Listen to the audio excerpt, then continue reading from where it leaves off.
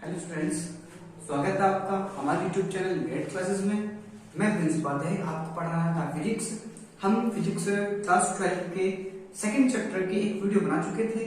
उसमें हमने जो डिस्कस किया था इलेक्ट्रिक फ्लक्स और Gauss's theorem and applications of Gauss's theorem, मतलब गॉसेस थ्योरम के अनुप्रयोग। उसमें हमने केवल एक अनुप्रयोग किया था, बाकी अनुप्रयोग आज हम करेंगे। ठीक है बच्चों, तो इसका सेकंड अनुप्रयोग जो होता है, सेकंड एप्लीकेशन जो होती है वो होती है intensity of electric field near infinite plane charged non conducting sheet. मतलब हिंदी में बोलते हैं उसको अनंत विस्तार की समतलीय आवेशित अचालक चादर के निकट किसी बिंदु पर विद्युत क्षेत्र की तीव्रता। ठीक है, हम इसमें क्या मानते हैं, हम इसमें लेके चलते हैं चादर है,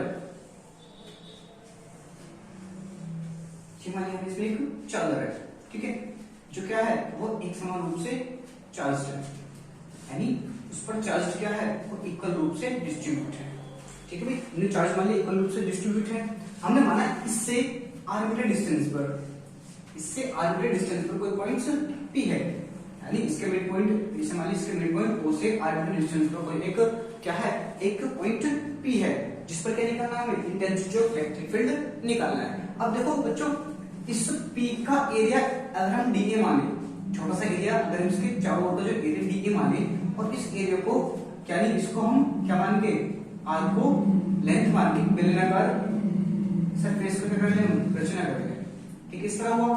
अब देखो जो हम इधर करते हैं हम उसको उधर ही मानते हैं। हमने मान लिया ये जो है ये इसके पीछे भी एक पॉइंट इतनी ही डिस्टेंस पर, यानी आधी डिस्टेंस पर दूसरा पॉइंट क्या है, P डैश, उसके ये पॉइंट P डैश है, इसका जो एरिया है वो सेम A है ना। हमने क्या माना, एक तो एरिया इधर है, यानी इससे इधर की ओर r डिस्टेंस पर एक पॉइंट P है, उसके अपोजिट डायरेक्शन में एक और क्या है, एक और पॉइंट से P डैश, जिस पर जो एरिया दिया हुआ है, यानी इस पर भी intensity of electric field E है और यहाँ पर भी intensity of electric field E है, क्योंकि हमने डिस्टेंस वगैरह सब कुछ बराबर लिया, तो हमने क्या लिया, एक सिलिंड्रिकल सरफेस ले लिया।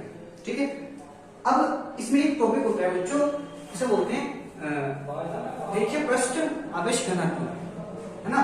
एक होता है रेखीय पृष्ठ आवेश घनत्व और ये होता है पृष्ठ आवेश घनत्व, यानी चादर का पृष्ठ आवेश घनत्व जो होता है सिग्मा बोलते हैं उसको। तो सिग्मा जो होता है Q अपॉन में A। ठीक है, चादर का रेखीय पृष्ठ आवेश घनत्व सिग्मा जो होता है Q अपॉन में A। जिस हम वायर लेके चले थे, वायर का तो आवेश घनत्व था, क्या था उसका, रेखीय आवेश घनत्व था, लीनियर चार्ज डेंसिटी वो थी उसमें। वहां पे क्या था, वहां पे था क्या था, lambda equal to Q upon में L। यहाँ पे क्या है, यहाँ पे चार्ज डेंसिटी कितनी हो जाएगी, sigma equal to Q upon में L। उसको हमने कहा था कि एकांक लंबाई में उपस्थित आवेश को रेखीय आवेश घनत्व कहते हैं। यहाँ पे क्या कहेंगे, एकांक क्षेत्रफल पे, यानी एकांक क्षेत्रफल में उपस्थित आवेश को क्षेत्रफल क्या बोल देंगे, रेखीय आवेश घनत्व क्या बोलते हैं, सिग्मा। तो sigma equal to Q upon A। Equation को फर्स्ट मान के छोड़ दिया हमने, छोड़ दिया बच्चों।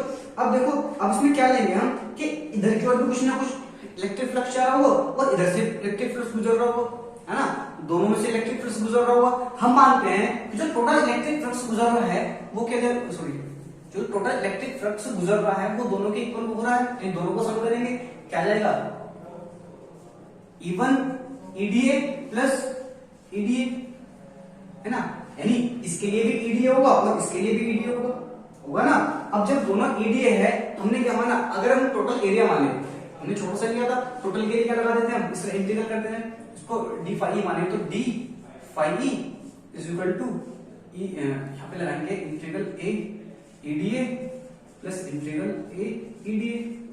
ठीक है, इसको लिख सकते हैं हम phi e, उधर से E कांस्टेंट और इसका हो जाएगा a प्लस E और यहाँ से भी a हो जाएगा, दोनों इक्वल है ना। एरिया हमने इक्वल लिया है और हमने क्या लिया है, हमने एरिया भी इक्वल लिया है और हमने इंटेंसिटी ऑफ इलेक्ट्रिक फील्ड भी इक्वल लिए।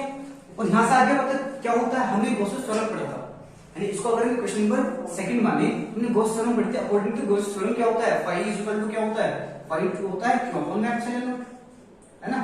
गॉस थ्योरम के according phi is equal to होता है Q अपॉन में epsilon naught. Question number second हो जाएगी। अब दोनों तरफ फाई ही है, ये दोनों भी इक्वल होंगे, जब ये दोनों इक्वल है तो ये दोनों भी इक्वल होंगे, यानी Q upon epsilon naught is equal to 2EA। हमें क्या निकालना है, हमें E निकालना है, तो E इज इक्वल टू क्या होगा, 1 अपॉन 2 एप्सिलॉन नॉट, यानी A भी नीचे आएगा और पाएंगे Q, या इतना, और Q अपॉन A क्या होता है, सिग्मा। यहाँ से इक्वेशन फर्स्ट सिग्मा की वैल्यू यहाँ पे रख देंगे, यानी इस क्यू अपॉन ए की वजह से क्या रखेंगे, E is equal to sigma upon में 2 एप्सिलॉन नॉट। तो क्या निकल के आएगा भाई, ये निकल के आया intensity of electric field due to a plate charge. हमने क्या लिखा इसमें, एक अचालक आवेशित क्या है, समतल प्लेट है अनंत लंबाई की, जिसके निकट किसी बिंदु पर विद्युत क्षेत्र की तीव्रता के लिए हमने क्या निकाला, व्यंजक निकाला, यानी जो गॉस थ्योरम का सेकंड अनुप्रयोग था हमने यहाँ वो कंप्लीट किया। ठीक है बच्चों, इसको रख करो। और जो थर्ड होता है वो होता है आवेशित चालक के ठीक बाहर किसी बिंदु पर विद्युत क्षेत्र की तीव्रता। ठीक है भाई, कोई एक आवेशित चालक है, उसके ठीक बाहर किसी बिंदु पर विद्युत क्षेत्र की तीव्रता, वो क्या हो जाएगा, वो थर्ड एप्लीकेशन हो जाएगी। ठीक है, इसमें भी हम मानते हैं आवेशित चालक है ना, इसमें मानते हैं हम आवेशित चालक हो गया। देखो ये है इस तरह से, ठीक है। अब कोई भी चालक तार है, कुछ भी है ये, ठीक है भाई, ये एक आवेशित चालक है। अब एक चीज देखो, इसका ये भी सरफेस होगा और ये भी सरफेस होगा, इसके दो सरफेस होंगे ना, एक तो सरफेस 1 लिख लेंगे, दूसरे का लिख देंगे सरफेस नंबर 2 लिख देंगे, यानी ये 1 सरफेस, ये हो गया 2 सरफेस, यानी दोनों तरफ का सरफेस होगा ना, एक तो पहला सरफेस हो गया और एक हो गया दूसरा सरफेस। हमें पता है मान लिया इससे आर्बिट्रेरी डिस्टेंस पर कोई पॉइंट पी है ना, जिस पर हमें क्या निकालना, इंटेंसिटी ऑफ इलेक्ट्रिक फील्ड निकालनी है। अब देखो, अगर फर्स्ट वाले के लिए हमने माना, फर्स्ट वाले के लिए इंटेंसिटी ऑफ इलेक्ट्रिक फील्ड कितनी है, E1 इज इक्वल टू, अब जस्ट अभी निकाली थी प्लेट वाली, हमने प्लेट वाली निकाली थी ना, E1 इज इक्वल टू क्या, Q अपॉन में, सॉरी सिग्मा अपॉन में 2 epsilon naught, equation number first समझ में आया। यानी एक के लिए हमने क्या निकाला, E1 is equal to sigma upon में 2 एप्सिलॉन नॉट, तो इक्वेशन नंबर फर्स्ट हो जाएगी। उसके बाद में क्या लेंगे, दूसरी प्लेट के लिए लेंगे, दूसरी प्लेट के लिए क्या होगा, E2 हो जाएगा, है ना। पहली वाले के लिए E1, दूसरे के लिए क्या हो जाएगा, E2 is equal to sigma upon में 2 epsilon naught, equation number second. यानी हमने क्या लिया, हमने इन सरफेस को दो प्लेट मान लिया अलग अलग से, यानी फर्स्ट प्लेट की वजह से, यानी फर्स्ट सरफेस की वजह से पॉइंट पी पर जो इंटेंसिटी ऑफ इलेक्ट्रिक फील्ड है, E1 is equal to Q upon में 2 एप्सिलॉन नॉट, और अगर दूसरे की वजह से है तो E2 is equal to Q of sigma upon में 2 एप्सिलॉन नॉट। हमें टोटल निकालनी है, टोटल क्या हो जाएगा, टोटल सम हो जाएगी E1 प्लस E2, क्योंकि इसकी डायरेक्शन सेम ही है और दूसरे वाले की डायरेक्शन सेम है। जब डायरेक्शन सेम है दोनों क्या हो जाएगा, सम हो जाएगा, दोनों को ऐड कर देंगे, तो E is equal to sigma upon में 2 epsilon naught plus sigma upon में 2 एप्सिलॉन नॉट, तो आएगा E is equal to 2 sigma upon में 2 एप्सिलॉन नॉट, तो E इज इक्वल टू आ गया सिग्मा अपॉन में एप्सिलॉन नॉट। अब वो भी न्यूटन पर कूलम, ये तो होती है इसकी यूनिट न्यूटन पर कूलम होती है।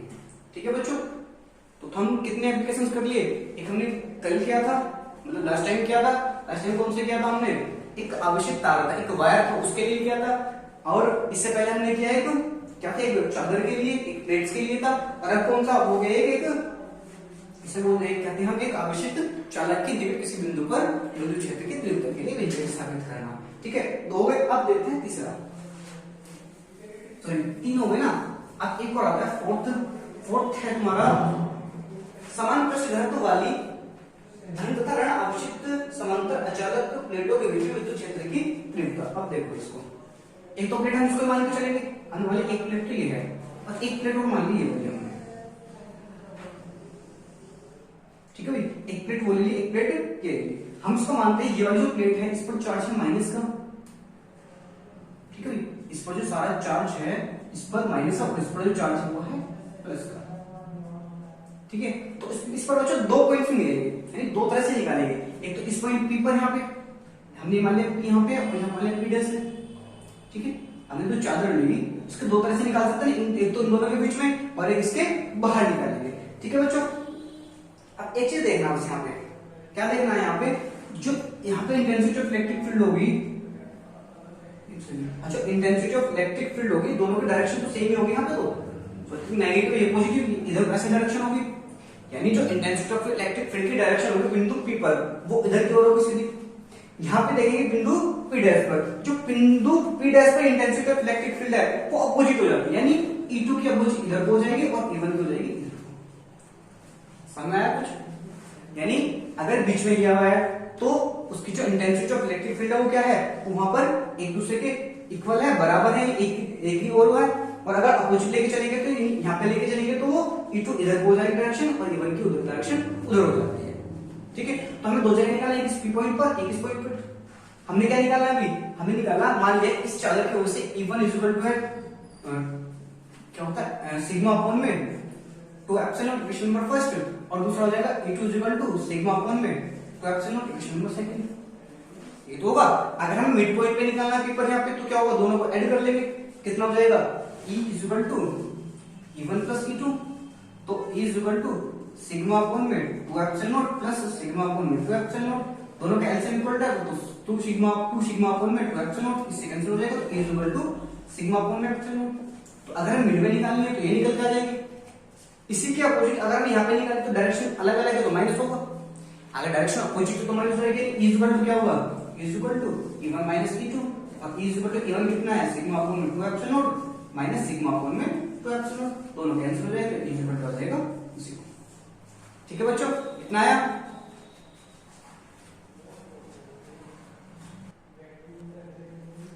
तो बच्चों 4 पढ़ चुके थे, एक और कर दो, बस ये 5 ही बहुत होते हैं ना, क्योंकि एक और कर लेंगे।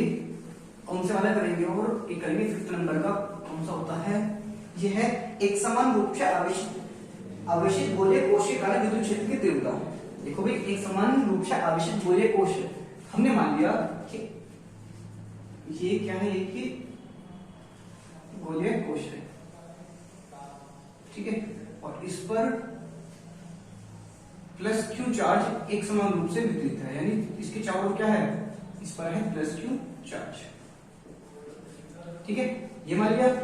अब इसको मानेंगे इसकी रेडियस जो है वो, इसके कुछ रेडियस होगी कैपिटल आर। इसके 3 कंडीशन बनेगी बच्चों, कौन कौन सी, एक तो इसके बाहर किसी पॉइंट पे इंटेंसिटी ऑफ इलेक्ट्रिक फील्ड निकालेंगे, दूसरा इसके सरफेस पे निकालेंगे, तीसरा इसके अंदर निकालेंगे।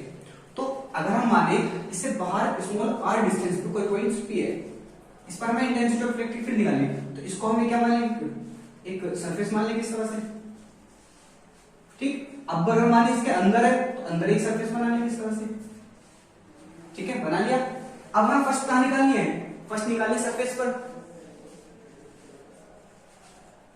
सरफेस के लिए देखोगे, हमने जो माना है इस O से r डिस्टेंस पर कोई पॉइंट p है, यानी यहां पे हमने मान लिया ये पॉइंट है p, ठीक है। अब इस p के जो चारों ओर का जो एरिया है वो माना हमने a, ठीक है भाई, पॉइंट p माना, उसके चारों ओर का एरिया जो माने हमने a मान लिया, ठीक है। अब इस पॉइंट से कुछ ना कुछ क्या निकलेगा, इलेक्ट्रिक फ्लक्स गुजरेगा, उसे क्या मानते हैं, डी फाई, यानी डी फाई की हो जाएगा ईडीए, ठीक है। और हम जो डायरेक्शन होगी वो एरिया की डायरेक्शन ये होगी और ई की डायरेक्शन ये होगी, दोनों की डायरेक्शन सेम हो जाएगी, और इसको हम लिखते हैं, हम ईडीए को, ये वेक्टर डीए वेक्टर को लिखते हैं ईडीए cos थीटा। तो D phi E is equal to E DA cos theta, और cos 0 दे रखा तो 0 रखते हैं, यहाँ पे 0 की वैल्यू कितनी होती है 1, तो D phi E is equal to E D, यानी डी फाई ई की जो वैल्यू निकल के आ गई वो ई डी निकल के आ गई, ठीक है, कोई दिक्कत नहीं इसमें। अगर हम होल के लिए ले लें, होल सरफेस के लिए ले, यानी हमने छोटा सा एरिया लिया था ना इसका, अगर हम इसका पूरा एरिया ले तो क्या कर देंगे, इंटीग्रल कर देते हैं इसके रेस्पेक्ट में एरिया के, डी फाई ई कहते हैं, D phi E is equal to E D, ठीक है बच्चों। इसकी वैल्यू क्या होगी, phi E integral phi E होता है, इधर से ई कांस्टेंट बाहर, ए डी ए, और डी ए क्या है, इसका स्पेयर है, इसके सॉरी ये क्या है कि स्पेयर है, और स्पेयर का जो एरिया होता है 4 पाई r स्क्वायर होता है, यानी फाई की इक्वल टू कितना आएगा, e इनटू में 4 पाई r स्क्वायर, तो निकल के आ गया। यहां से जब हम e निकालेंगे तो e कितनी आएगी, यहां से जो e निकालेंगे तो अच्छा उससे पहले एक चीज देखो, फाई है हमें according to Gauss theorem, according to Gauss theorem क्या होगा, फाई इज इक्वल टू होता है q अपॉन में एप्सिलॉन नॉट, तो यहां पे वैल्यू उठा कर देंगे, e कितना ये आएगा q अपॉन में epsilon naught is equal to a into में 4 पाई r स्क्वायर, यही सारा नीचे पहुंच जाएगा, तो e इक्वल टू आएगा 1 upon 4 pi r square epsilon naught q। इसको थोड़ा अरेंज करके लिखो, देखो e equal to 1 upon 4 pi epsilon 4 pi epsilon और q अपॉन में r स्क्वायर। ये क्या आ गई, ये आ गई इसके सरफेस के किसी पॉइंट्स पर इंटेंसिटी ऑफ इलेक्ट्रिक फील्ड। अगर वो उसके बाहर निकलवाने की बात करता है, सॉरी गलती हो गई, ये कैपिटल आर ना, इसके रेडियस हमने आर ली थी, तो आर स्क्वायर, कैपिटल आर का स्क्वायर, जो ये हमने सरफेस जो लिया था इसकी रेडियस तो आर थी ना, तो कितना है यहाँ पे स्मॉल आर की जगह क्या आएगा, कैपिटल आर ही आएगा फिलहाल तो, है ना। अगर हमें कहाँ निकालना है, हमें सरफेस पे निकालना है, तो ये निकल के आ गया हमारा, अब दूसरी कंडीशन क्या होती है, आउटसाइड द सरफेस। हमने आउटसाइड में कोई एक पॉइंट पी माना जिसकी औसत डिस्टेंस कितनी है, स्मॉल आर, उस आर को रेडियस मान के हमने क्या लिख दिया, एक स्फेरिकल सर्कल खींच दिया हमने, खींच दिया। अब इस सेम यहाँ पे मानेंगे, यहाँ पे मानेंगे यहाँ को एरिया ए है तो बिल्कुल सेम नहीं आएगा, यहाँ से यहाँ तो वो तो एरिया ए तो से निकलने वाला फ्लक्स क्या होगा, EDA, EDA cos theta, EDA आ गया। यानी हमने इसके लिए निकाला तो पूरे के लिए लेंगे तो पूरे के लिए क्या लगा देंगे, इसमें इंटीग्रल लगा देंगे, इंटीग्रल लगा देंगे, ठीक है। अब यहाँ पे क्या होगा, एरिया जो होगा वो हम इस वाले सरफेस का लेंगे, इस बार बाहर वाले का, तो बाहर वाले के लिए क्या आ जाएगा, स्मॉल आर आ जाएगा। अब दूसरा चल रहा है यानी सेकंड पॉइंट चल रहा है आउटसाइड, ठीक है। ये आ गया 4 पाई आर स्क्वायर, तो यहाँ पे बिल्कुल सेम गॉस थ्योरम, मगर ये क्या आ जाएगा, स्मॉल आर स्क्वायर, और यहाँ पे भी स्मॉल आर का स्क्वायर हो जाएगा, और यहाँ पे भी स्मॉल आर का स्क्वायर, तो हो जाएगा आउटसाइड ऑफ द सर्कल, ठीक है। दोनों समझ में आए। अब एक थर्ड होता है internal point of a circle. देखो सर्कल के इंटरनल पॉइंट पर जो चार्ज है वो तो बाहर है, क्योंकि अंदर जो है सर्कल के जो स्फीयर है उसके अंदर जो है वो चार्ज क्या है, वो चार्ज है 0, ठीक है भाई। इसके जो अंदर है, स्फीयर के जो अंदर है वो चार्ज है 0, और जब उसके अंदर चार्ज 0 है तो इंटेंसिटी ऑफ इलेक्ट्रिक फील्ड कितनी हो जाएगी, 0 हो जाएगी, ठीक है। क्योंकि इसके आंतरिक बिंदु पर कोई आवेश नहीं है, तो इसी वजह से इसकी जो विद्युत क्षेत्र की तीव्रता होगी वो क्या हो जाएगी, वो शून्य हो जाएगी, ठीक है बच्चों। आज के लिए इतना ही, बाकी फिर करते हैं, ठीक है।